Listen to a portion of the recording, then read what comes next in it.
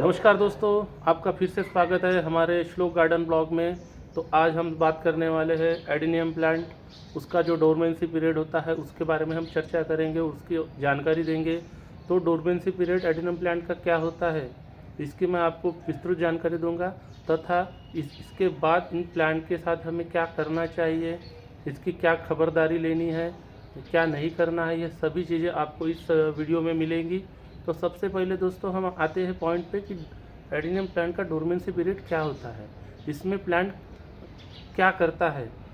तो चलिए मैं आपको डायरेक्ट प्लांट को दिखा के इस बात को मैं समझाता हूँ। दोस्तों सबसे पहले बात आती है कि डोरमेंसी पीरियड क्या है।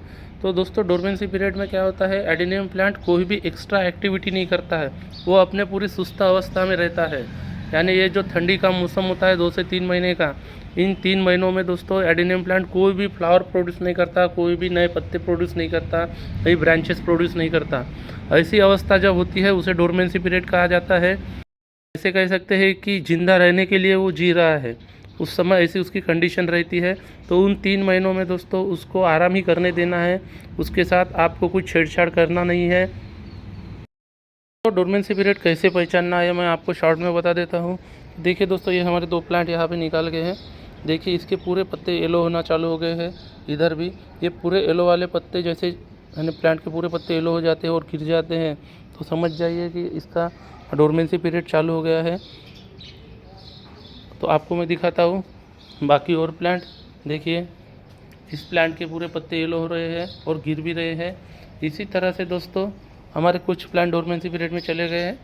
ये देखिए इसके सभी पत्ते गिर गए हैं, और ये वाला भी देखिए बड़ा प्लांट है, इसमें भी कुछ पत्ते नहीं बचे। तो ये प्लांट का होता है डोरमेंसी पीरियड में जाना।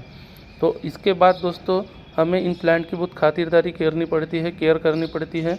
तो हमें क्या केयर करना है, यानी इनके साथ क्या करना है डोरमेंसी पीरियड में हमारे प्लांट जाने के बाद। तो दोस्तों जब भी ऐसा अवस्था आ जाती है प्लांट की, वो सुस्त अवस्था में आते हैं, वो कुछ एक्टिविटी उनकी सब बंद हो जाती है, तो इस चीज़ का ध्यान रखना है दोस्तों। इनको ठंड के मौसम में कोहरे से बचाना है। अगर आपके तरफ कोई शेडी एरिया है इस प्रकार, तो आप अपने प्लांट को शेडी एरिया में रखिए।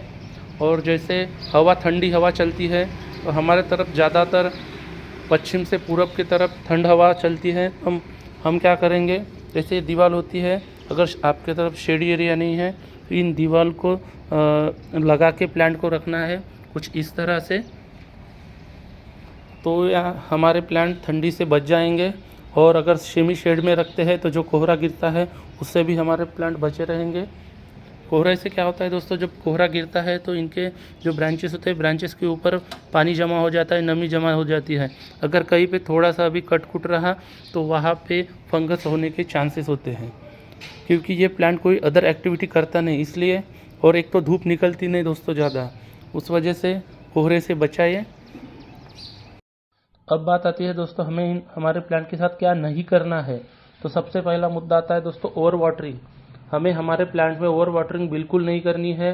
जैसे हम बारिश के दिनों में 4 से 5 दिन में एक बार वाटरिंग करते थे, अभी हम 10 से 15 दिन में एक बार वाटरिंग करना है। क्यों?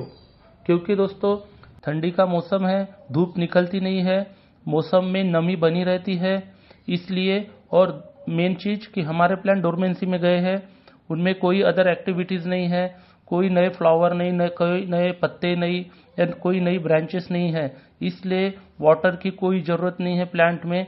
इस चीज़ का आपने बिल्कुल ध्यान रखना है। अगर आप इस चीज़ की तरफ ध्यान नहीं देंगे, वाटरिंग करेंगे, तो आपका पौधा दोस्तों फंगस का शिकार होगा। ये चीज़ को आपने ध्यान में रखना है। अब दूसरा मुद्दा दोस्तों फर्टिलाइज़र। आपके प्लांट को कोई फर्टिलाइज़र देने की ज़रूरत नहीं है 2 से 3 महीने के लिए, क्योंकि वो कोई एक्स्ट्रा एक्टिविटी नहीं कर रहा है, सिर्फ जी रहा है। इसलिए आपको एक्स्ट्रा कोई भी फर्टिलाइज़र नहीं देना है। जिस अवस्था में है उसे वैसे ही रहने देना है 2 से 3 महीने के लिए। इस चीज़ का आपने ध्यान रखना है। तो देखिए ये प्लांट भी हमारा डोरमेंसी में गया है। तो दोस्तों ऐसी परिस्थिति होती है डोरमेंसी पीरियड की। तो इसमें आपने देखा है कि डोरमेंसी पीरियड क्या होता है, इसमें क्या करना है, क्या नहीं करना है, ये सभी जानकारी मैंने आपको दी है। अगर ये जानकारी आपको अच्छी लगी होगी तो प्लीज़ मेरे चैनल को लाइक, सब्सक्राइब और शेयर कीजिए दोस्तों। धन्यवाद।